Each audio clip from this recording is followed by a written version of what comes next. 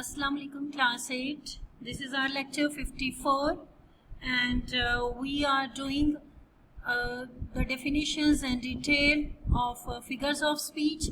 We have done simile and metaphor in our previous lecture and today we will continue it. The next figure of speech is personification. Personification क्या होता है? It's a figurative language.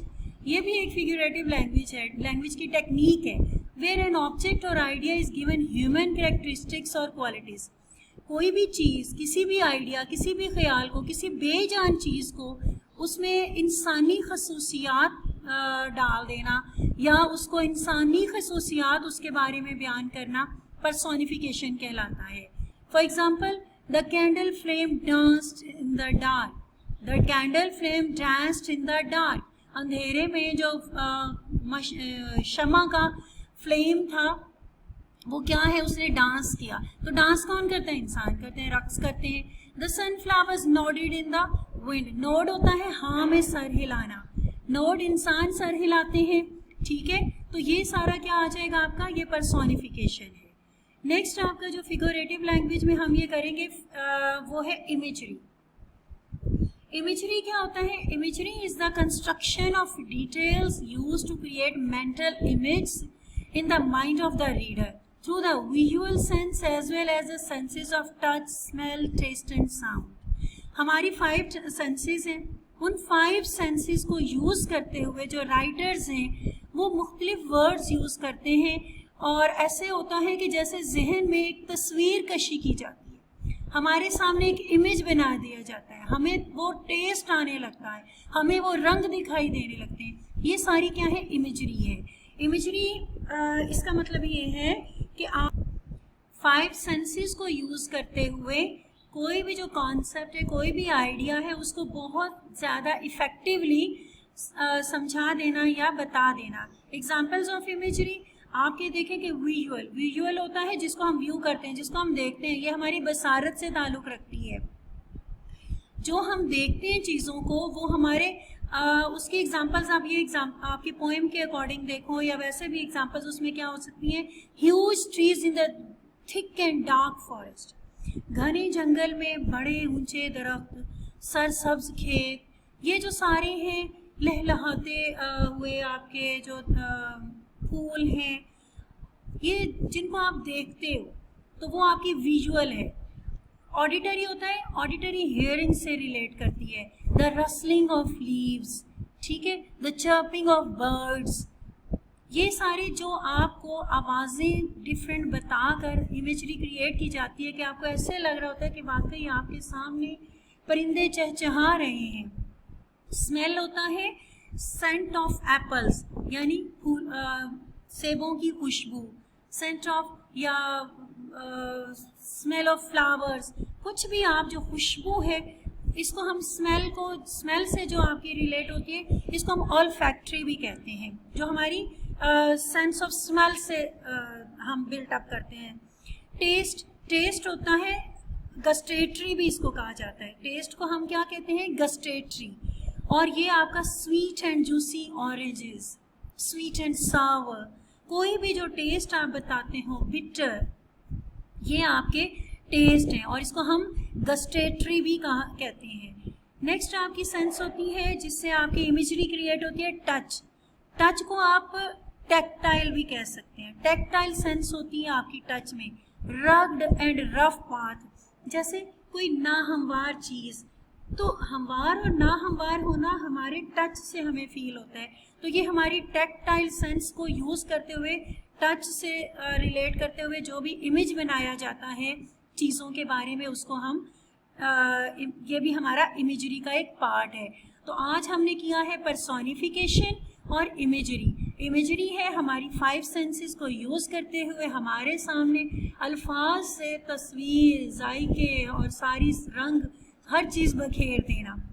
और personification है कि किसी भी बेजान चीज़ को, ख्याल को इंसानी ट्रेट्स या क्वालिटीज़ दे देना. This is the end of figurative language.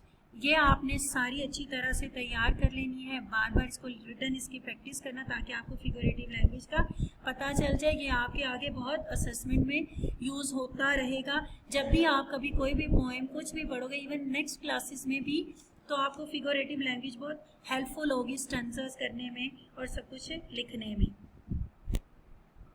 As students, you have learned about the figurative language. Now you are able to solve this table. This is your textbook, page 55. Let's discuss the table. Time is money. Time क्या है? Time is money. हम time को, वक्त को दौलत से, पैसे से कंपेयर कर रहे हैं। ये कंपैरिजन है और कंपैरिजन में हमने एज और लाइक यूज नहीं किया, तो इसलिए ये क्या हो जाएगा? मेटाफर। नेक्स्ट है as busy as a bee. ये हमने एग्जाम्पल में भी पढ़ा था, शहर की मक्खी की तरह मसरूफ। एज यूज हुआ है तो फिर इसके लिए ये क्या है? सिमिली है। इसके आगे एस लिख दोगे।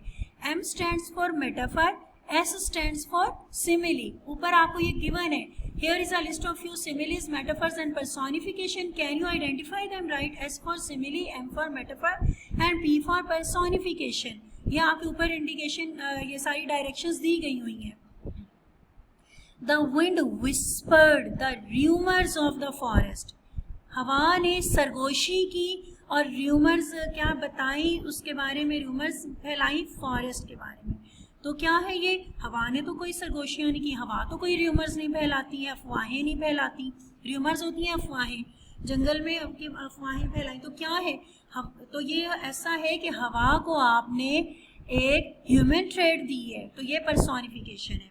As gentle as a lamp, as gentle ऐसे सॉफ्ट जैसे कि लैम्प हो, तो एज के साथ कंपैरिजन है और जब भी कंपैरिजन में एज यूज होता है तो ये सिमिली कहलाता है। As the sorry engine wheezed its death cough. उदास जो इंजन था उसने अपनी आखिरी हिचकी ली, मौत की हिचकी ली। तो क्या है? इंजन जो है वो तो बेजान चीज है, उसको भी आपने हिचकियां दिला दी हैं, तो क्या हो जाएगा? ये पर्सोनिफिकेशन है। The heart of line, the heart of line शेर का सीना, शेर का दिल। तो ये कंपैरिजन है और बहादुरी के लिए कहा जाता है, किसी को भी कर्जियस शो करने के लिए। तो ये भी आपका क्या है? मेटाफर है, क्योंकि इसमें आपके पास कंपैरिजन में डायरेक्ट कंपैरिजन है, आप उसको डायरेक्ट ही वो कह रहे हो। द एप्पल ऑफ माई आई, किसी को बहुत प्यार से, जैसे she is the Apple of her mother's आई, वो अपनी माँ की क्या है? आंख का तारा है। एप्पल ऑफ माई आई, तो ये मेटाफर है। As cunning as a fox, as cunning, यार किस तरह से फॉक्स की मक्कारी मशहूर है ना, फ्रेजल है उसकी मक्कारी। तो इस यहाँ पे एज के साथ कंपैरिजन है, तो ये सिमिली एस है। Brown grass was begging for water, जो खुश्क घास है पानी मांग रही थी। घास तो पानी नहीं मांगती, ठीक है, तो ये क्या है? पर्सोनिफिकेशन है। मांगना, डिमांड करना, ये सारी ह्यूमन ट्रेड्स हैं। तो जब भी आप किसी भी बेजान चीज़ को, ख्याल को, आइडिया को आप देखते हो, ह्यूमन ट्रेड बताते हो, तो पर्सोनिफिकेशन हो जाती है। As wise as an owl, ऐसे अक्लमंद जैसे कि उल्लू। As wise as an owl, यूँ इसकी ये वजह है यूज़ करने की, यूरोपियन कल्चर में उल्लू को बहुत ही वाइज वर्ड कंसिडर किया जाता है।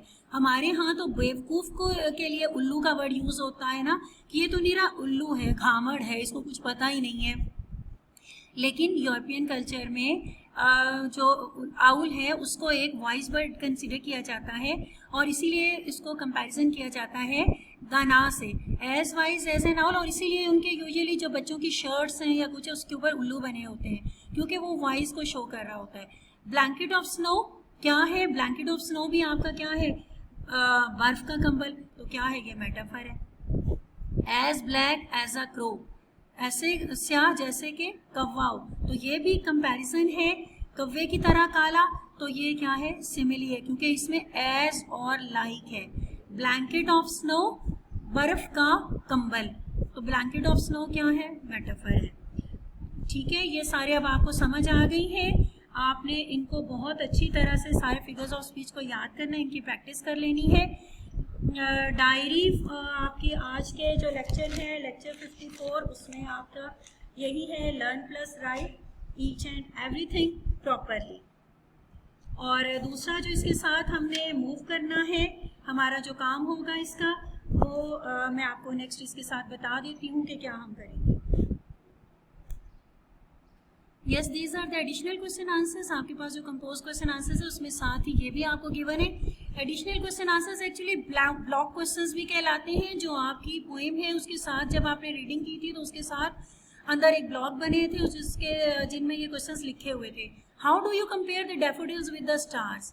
स्टार्स के साथ किस तरह से आप कंपेयर कर सकते हैं? द कंपैरिजन सजेस्ट, कंपैरिजन हमें बताता है that the daffodils are continuous, के वो कॉन्टिन्यूस हैं, बहुत ज़्यादा है, मुसलसल हैं, as the stars that shine and they are happy and carefree. उन्हें भी ना किसी की केयर है ना कुछ है, वो हैप्पी हैं, झूम रहे हैं, टिमटिमा रहे हैं, इसी तरह से डैफोडिल्स भी हैं। तो इसीलिए दोनों का कंपैरिजन किया गया है। How does the poet feel in the company of daffodils? किस तरह से वो क्या फील कर रहा है डैफोडिल्स की कंपनी में? The poet feels elated, elated होता है happy, in his pensive mood, thoughtful, sad mood में भी वो खुश हो जाता है उसकी कंपनी में। elated mean happy when he thinks about the daffodils dancing with joy, जब वो उनके बारे में इवन सोचता भी है तो वो हैप्पी हो जाता है। The poet feels elated in his pensive mood when he thinks about the daffodils dancing with the joy. Learn plus write each and everything properly.